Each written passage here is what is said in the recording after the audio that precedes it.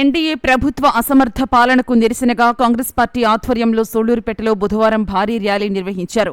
ప్రధాని నరేంద్ర మోడీ, కేంద్ర హోంమంత్రి అమిత్ షా, కేంద్ర విద్యాశాఖ మంత్రి ధర్మేంద్ర ప్రధాన్ వెంటనే రాజీనామా చేయాలని Indian national Congress party demand చేసింది. తిరుపతి జిల్లా కాంగ్రెస్ అధ్యక్షులు బాలగురువం బాబు మాట్లాడుతూ, భారతదేశంలో ఎన్డీఏ ప్రభుత్వం అధికారంలోకి వచ్చినప్పటి నుంచి పేపర్ లీకులు, అయోధ్య రామమందిరం కుంభకోణాలు తప్ప అభివృద్ధి జరగలేదు, దేశాన్ని అరాచక పాలనలోకి నెట్టారు అని ఎద్దేవా చేశారు. సూళ్లూరుపేటలో ఆర్ఎండ్బి బంగ్లా నుండి బజారు మీదుగా ఆర్టీసీ బస్టాండ్ కూడలి వరకు కాంగ్రెస్ శ్రేణులు ర్యాలీ నిర్వహించాయి. అనంతరం బస్టాండ్ కూడలి వద్ద మానవహారం చేపట్టి నీట్ పేపర్ లీకేజీకి వ్యతిరేకంగా ధర్నా చేస్తున్న విద్యార్థులకు సంఘీభావం ప్రకటించారు. విద్యార్థుల నిరసనకు మద్దతు తెలిపిన రాహుల్ గాంధీని, ప్రియాంక గాంధీని పోలీసులు అక్రమంగా అరెస్టు చేయటాన్ని ఆయన తీవ్రంగా ఖండించారు.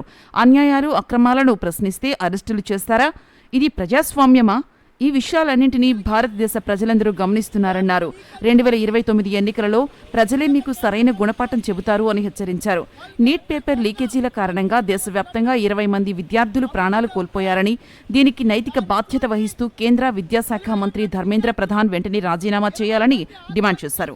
ఈ కార్యక్రమంలో కాంగ్రెస్ పార్టీ ఉపాధ్యక్షులు Devadanam, Tirupati parliament general secretary Ramesh Reddy, state OBC general secretary Bhaskar Rao, Sullurpeta నియోజకవర్గ ఇన్ఛార్జ్ మావుడు వెంకటాచలపతి, టౌన్ అధ్యక్షులు సునీల్ రెడ్డి, మహిళా నాయకులు శ్వేత, చాముండేశ్వరి తదితరులు పాల్గొన్నారు.